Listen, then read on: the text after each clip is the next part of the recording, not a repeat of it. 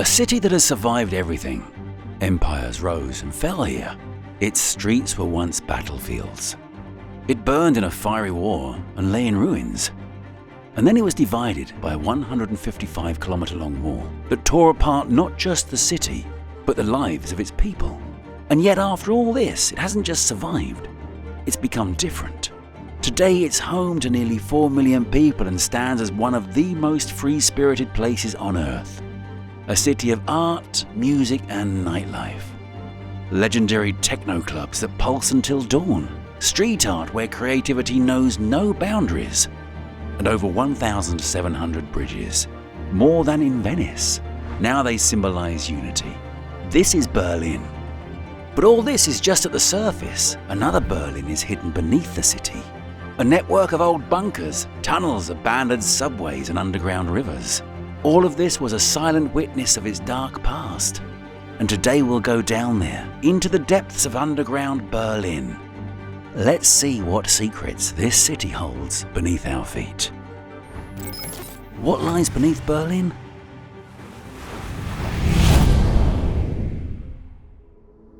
Ready to dive in? Then don't forget to like and subscribe. It's about to get even more interesting. The asphalt you walk on daily is just the tip of the iceberg. How many layers do you think it takes to support tons of cars, people, and even buildings? The first layer is usually 2 to 6 inches. It may seem little, but it's like a real fortress. Underneath the asphalt lies a layer of gravel or crushed stone, about 16 inches deep. Major roads are built even more solidly. Here, concrete serves as the base. Even deeper, up to 20 inches, there's a sand cushion. In Berlin, this layer is especially important. Think of the sand as a massive shock absorber. Without it, Berlin's roads would literally bulge like dough in an oven during winter and tear apart like ice on a river in spring. But this sand cushion keeps things together. Deeper still, at about 24 inches, run communication wires, telephone lines and internet cables. Power cables are buried even deeper, up to 3.3 feet. The more powerful the cable, the deeper it's buried. And finally, the most vital utilities. Water and gas pipes are laid at depths ranging from 2.6 to 5 feet. Depending on safety standards, gas pipelines may be laid even deeper, even at such a shallow depth as far down as 16 feet. Berlin's modern infrastructure coexists with something unusual: archaeological excavation sites. The most iconic location is under Molkenmarkt Square, right in the heart of Germany's capital. Here, archaeologists have uncovered 600,000 artifacts during the excavations. But the most astonishing find was a real samurai sword, a wakizashi. Just think about it. A samurai sword in Berlin. Restoration artists discovered unique motifs of the Japanese deity of fortune, Jakokuten, engraved on it. The sword's hilt dates back to the Edo period, around the 17th century. How did it end up here? One theory suggests that the sword was a gift from Japanese delegations who visited Berlin in the 19th century, around the time Japan was opening up to the world. Real pieces of the past were actually being unearthed here. For example, a 13th century street paved with wooden planks was found here. Remarkably, these wooden planks lay underground for 800 years and are still intact. Imagine if your asphalt street were made of boards that survived 800 years. That's longer than the entire history of the USA. Such roads have rarely been preserved in Germany for obvious reasons. Wood isn't particularly durable for such uses. But this road got lucky. In the 14th or 15th century, it was upgraded. Stone paving was laid on top of the wooden planks. However, the wooden layer was not dismantled. Instead, it was effectively sealed in the nearly oxygen-free, very moist environment. With the result, this road lay undisturbed beneath the ground for nearly 800 years, waiting for its triumphant rediscovery. Sadly though, it won't remain there for long.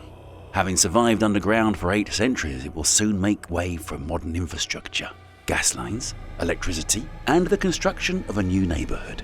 The oldest street in Berlin will soon be dismantled, but its fragments may find their way to a museum. So in a sense, it will live on, just in a different place. But archaeological finds are not the only things you can uncover at a depth of 16 feet in Berlin. There's also a place that people have long avoided mentioning, Hitler's bunker, known as the Führerbunker, literally the last stronghold of the Nazi leadership, located beneath the garden of the Reich Chancellery. Here, Adolf Hitler spent his final days. If the walls could talk, they'd tell us of the tense meetings, panic and despair that filled the air in these rooms. We often imagine bunkers as small rooms equipped with basic necessities, but the Führerbunker was massive. It was a complex structure with 30 rooms connected by narrow corridors. The ceiling alone was almost 10 feet thick, while the walls were even thicker, about 13 feet. Imagine filling the entire height of a standard apartment with concrete, and that still wouldn't be enough. Such reinforcement could withstand direct bomb impacts. Inside, there were all the amenities needed: a power station, ventilation system, and water supply. It was literally designed for total isolation from the outside world. But why do we say was? What happened to the most fortified bunker in mid-20th century Germany? After Germany's capitulation, the Soviet Union made it a priority to destroy any evidence of the Nazi regime's existence. Both buildings of the Reich Chancellery were demolished by occupying forces between 1945 and 1949. The bunker initially survived in a partially flooded state. In December 1947, Soviet forces attempted to demolish it but only managed to destroy interior partitions. In 1959, East German authorities began consistently dismantling the remnants of the Reich Chancellery and the bunker. The Berlin Wall was later constructed near this site, leaving it neglected until 1988 to 1989. To prevent the location from becoming a landmark, the area was built over. Today, the site of the bunker's emergency exit into the garden is just a regular parking lot. Thus ends the story of the last refuge of the bloodiest dictator in history. But what awaits us here next? The deeper we go, the further we delve into the dark history of the 20th century. At a depth of 20 feet, we find the famous Spy Tunnel. You're about to learn why it's called Spy and what makes it so well known.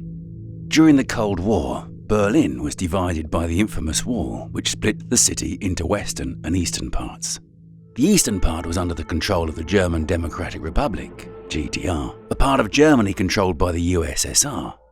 It was a real border with barbed wire, watchtowers, and soldiers who shot at those trying to flee from East Berlin to the west.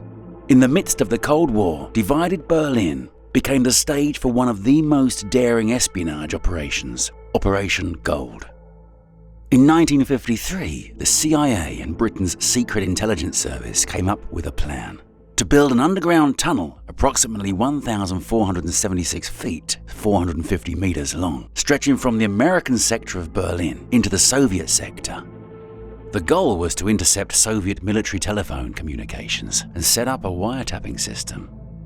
The construction of the tunnel began in 1954 and was performed under the strictest secrecy.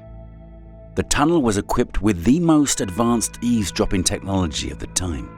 From May 1955 to April 1956, American and British intelligence intercepted more than 400,000 telephone conversations of the Soviet military, gaining valuable information about troop deployments and military plans. A grand success rate. Well, actually, quite the opposite. A complete failure.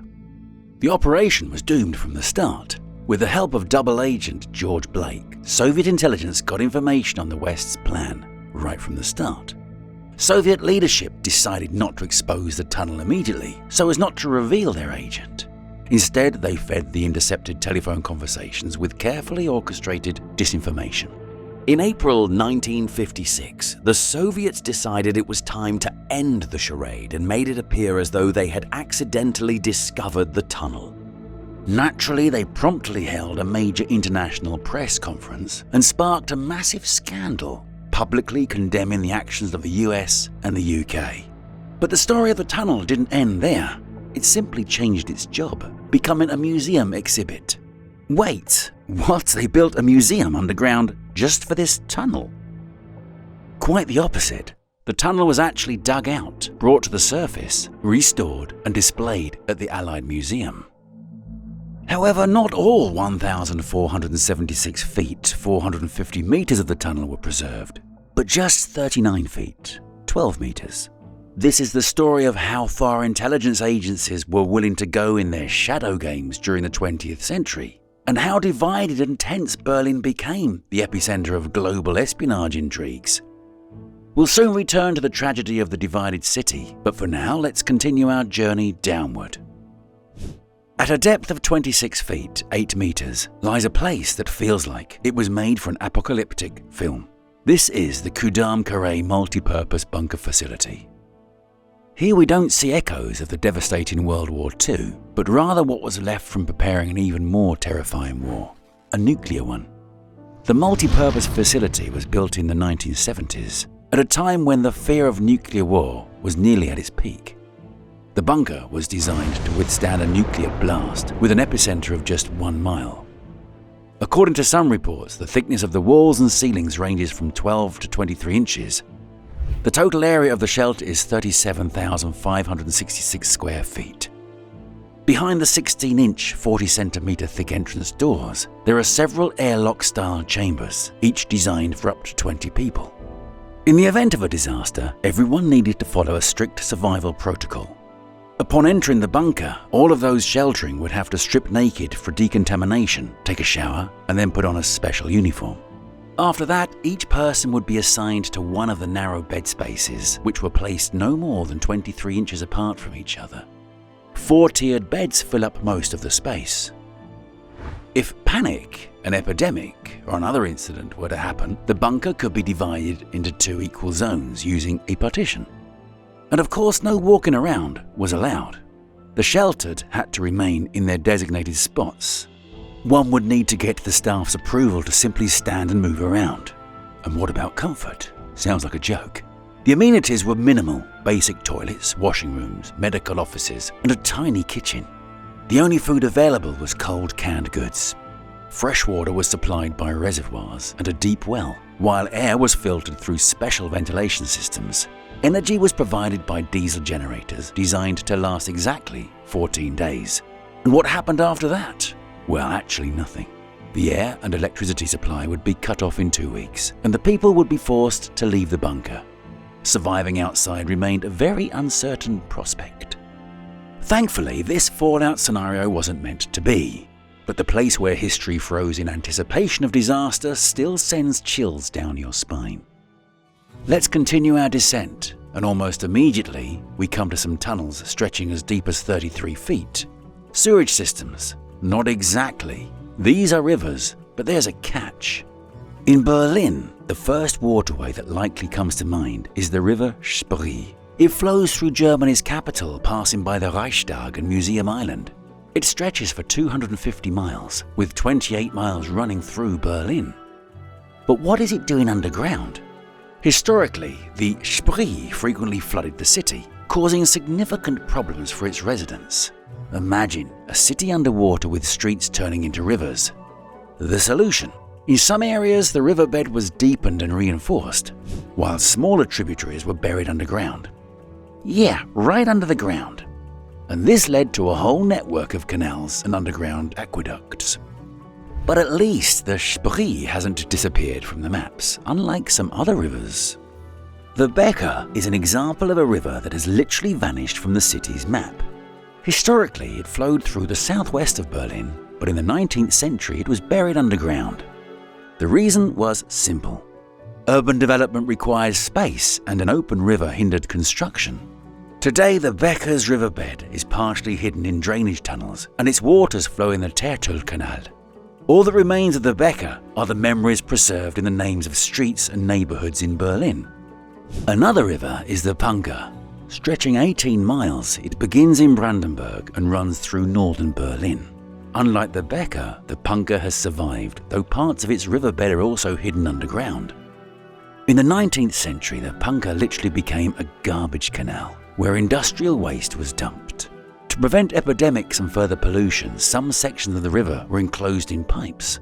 This significantly impacted the environment. Many species disappeared and the city's landscape changed. That's why Berlin is now restoring the river and bringing it back to the surface. This process is called renaturation. In some parks, such as the Wedding District, the Punker can once again be admired in all its beauty. It's not hard to guess where we're headed next. After all, underground rivers are essentially part of Berlin's sewer system. Let's take a walk through it, gradually descending to a depth of up to 39 feet. The first mentions of a sewer system in Berlin date back to the 18th century. Back then, it was nothing more than open ditches draining directly into the rivers. The result? Diseases, unsanitary conditions, and stench. The rapidly growing city needed a more advanced system to cope with the increasing volume of waste. In the 19th century, the situation changed dramatically. Berlin decided to build what was, at the time, a modern sewer system. In 1879, engineer James Hobrecht took on the project to tackle the wastewater issue. His system featured an extensive network of tunnels crisscrossing the city and treatment facilities nearby. The first modern sewer system was a network of tunnels about 13 to 16 feet deep. Built from brick, these tunnels had arched ceilings to ensure structural strength. Some of these tunnels have been preserved and even turned into tourist attractions. One preserved section is the old collector on Wilhelmstrasse. Built in the late 19th century, this segment was in use until the mid-20th century. Today, it is considered an engineering feat of its time. Berlin's modern sewer system spans hundreds of miles of underground tunnels. The deepest of these go as far as 39 feet underground. They were designed to withstand heavy loads and efficiently remove wastewater, even in densely built-up areas. The system includes not only collectors, but also rainwater reservoirs. This is particularly crucial in Berlin, where heavy rains can drastically increase the load on the sewage system. But these are not the only tunnels at a depth of up to 39 feet. At the same depths, there are escape tunnels, places that decided human fates. Let's go back to the time of the Cold War. In 1962, a group of young people set out to prove that no barriers could stop the strive for freedom. Just imagine, you are 20 years old. You pick up a shovel and start digging. How many feet would you dig to save 29 people from a totalitarian regime? Thus began the story of Tunnel 29, one of the most successful and dramatic operations to smuggle people from East Germany to West Berlin. The tunnel was conceived by two Italians, Domenico Sesta and Luigi Spina. They initially wanted to help one family escape to the west. They were soon joined by a student from Dresden, Hasso Herschel, who dreamed of rescuing his sister and her family. Hasso had himself escaped from East Germany a year earlier in 1961. The construction began on the West German side, undertaken by a group of 30 volunteers, mostly students. They started to dig in the summer of 1962. With little rest, minimal equipment, and a constant fear of exposure, they dug manually through damp earth. Every meter of tunnel was a testament to their sweat, fear, and hope. The tunnel stretched from the basement of an old factory in the west to a residential building in East Berlin. Approximately 400 feet were dug manually, all for one goal: freedom. On September the 14th and 15th, 1962, 29 GDR citizens escaped through the tunnel. This gave the tunnel its name. Unlike most other tunnels, whose fate ended in arrests or tragedies, Tunnel 29 avoided casualties and exposure. But how did they manage to succeed? The story of the tunnel is not just about heroism. The construction also required funding. The Italians sold the rights to film the process to the American television network NBC, which sent 2 cameramen to document this event. For this, they received 15,000 German marks each, as well as broadcasting rights in Germany and Italy. Hasso Herschel, who was initially set to receive just 2,000 marks, managed to negotiate equal terms by threatening to leave the project. Funding through filming was a groundbreaking approach to supporting refugees, but it left behind a trail of conflicts. After the successful escape, the group split. 17 volunteers publicly distanced themselves from Sesta, Spina, and Herschel. But Tunnel 29 was just the beginning. In October 1964, beneath a thick layer of soil and in the shadow of the Berlin Wall, one of the boldest and largest escape attempts from East Germany took place. The tunnel was dug from the basement of an abandoned bakery on Bernauer Strasse 97 in West Berlin to a backyard building on Strelitzer Strasse 55 in East Berlin. This route running under the wall became the longest, deepest, and most expensive of all the escape tunnels ever built in Berlin. In April 1964, a group of 35 volunteers, including students from the Free University of Berlin, took on the task. Among them was Reinhard Führer, who had no idea at the time what his future would hold. We'll get to that later. October 3 and 4, 1964, proved to be quite fateful. 57 GDR citizens, including children, used this tunnel to flee East Berlin. People were brought to the backyard building on Strelitzerstrasse, where Reinhard Führer guided them to the tunnel entrance.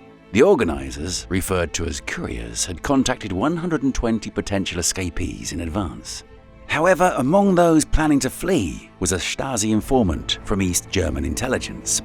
At midnight on October the 4th, during the second night of escapes, 2 Stasi agents in civilian clothing appeared at the tunnel entrance. They pretended to be escapees and claimed they wanted to bring another friend. Instead, they returned with border guards. A confrontation led to death of one of the guards, Egon Schultz. The following day, the East German press declared the tunnel escape participants terrorists from West Berlin and accused them of killing a border guard. The GDR's Communist Party used the incident for propaganda, turning Schultz into a martyr of the war. Only after Germany's reunification was it revealed that Schultz's death was caused by friendly fire. Tunnel 57 went down in history as one of the most successful escape operations from East Germany. It attracted worldwide media attention, including coverage by Stern magazine, which partially funded the construction, contributing around 30,000 marks. Additional funding even came from West Germany's Ministry of the Interior. However, the shootout incident sparked controversy, causing many participants to step back from future operations. Some, like Wolfgang Fuchs and Hasso Herschel, continued to help others escape. Reinhard Führer was one of the main organizers, returned to studying physics and eventually became an astronaut. Today, a memorial plaque marks the site of the tunnel. It serves as a reminder of both sides of this story, the successful escape of 57 people and the tragic death of Egon Schultz. Tunnel 57 remains a powerful testament to the fact that no wall can suppress humanity's desire for freedom. Over the entire existence of the Berlin Wall, more than 70 escape tunnels were dug in attempts to flee to the other side. However, only 19 were successful. At roughly the same depth of up to 39 feet beneath Alexanderplatz lies one of Berlin's largest shelters. It was constructed between 1941 and 1943. Tiefbunker, meaning deep bunker, served as a refuge for thousands of city residents during World War II. The foundation for the bunker was laid as early as the 1920s. At that time, the plan was to build a subway line connecting Alexanderplatz to Lichtenberg and Friedrichsfelde. However, those plans were put on hold due to World War I. It wasn't until the 1940s that the underground structures were repurposed into a bomb shelter. During air raids, the bunker could accommodate up to 3,500 people, ensuring their relative safety. With its thick walls and complex network of tunnels, it became the symbol of hope and survival for many ordinary Berliners. After the war, the bunker was abandoned and faded from public attention. Only in recent decades has interest in these underground structures been renewed, and now they attract researchers and tourists. Descending just a few more feet to a depth of 46 feet, we encounter more remnants of one of the darkest periods in Europe's 20th century history. These are the dungeons of the Umbolthain Flak Tower. The structure is located in the northern part of Berlin, in the middle of the Umbolthain Park. The giant tower was built in 1941 to defend Berlin from Allied air raids. It was one of 3 flak towers in Berlin. The others were located in Tiergarten and Friedrichshain, but the one in Umbolthain had been preserved better than the others. The tower was a true behemoth. Its walls were 6.5 feet thick, and its ceilings were 10 feet of solid concrete. The underground sections were used to store ammunition, equipment, and to shelter thousands of residents. These structures had an overall capacity of up to 10,000 people. Beneath the tower were tunnels and storage spaces that extended to at least 46 feet deep. After Germany's capitulation in 1945, the Allies began to demolish such structures. This was done just in case, to prevent their reuse for military purposes, not only by defeated Germany, but by anyone else. However, Unearthing proved to be so sturdy that it could not be completely destroyed. The partially demolished tower became part of Unearthing Park. Later, enthusiasts took the initiative, and since 2004, parts of the tower, including some of its underground levels, have been open for guided tours. But as we go deeper underground, we see even more massive structures. At a depth of 59 feet, we find tunnels, this time wide and spacious. These are the tunnels of the Berlin U-Bahn, a network that reaches depths of up to 59 feet. The Berlin U-Bahn is a living history.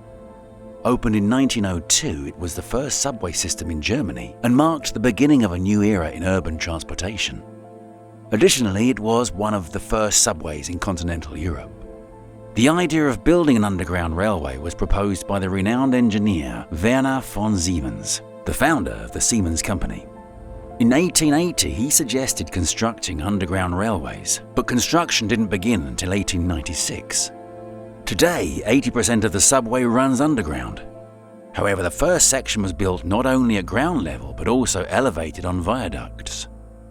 From that point on, work continued almost non-stop for nearly 20 years, and the results were groundbreaking for the time. By 1913, Berlin already had 47 metro stations across several lines, covering key areas of the city. These lines served the growing population of the capital, helping to address the transportation challenges of the rapidly developing metropolis. Most of the work was carried out by AEG and Siemens. They competed so fiercely for the contracts that some sections of the tunnels even had different widths. This would be absurd by today's standards. Yet in the early 20th century, the Berlin U-Bahn was a real technological breakthrough of its time, and it seemed that things would only get better and bigger in the future. But that wasn't the case.